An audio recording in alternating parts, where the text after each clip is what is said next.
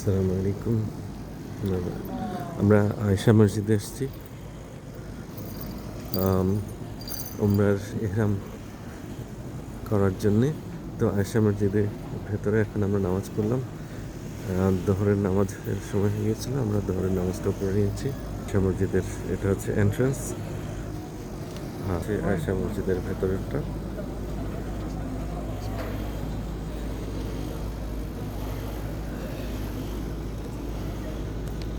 সামিন আসতেছে, সামিনের জন্য ওয়েট করছি। মসজিদ আল আয়েশা।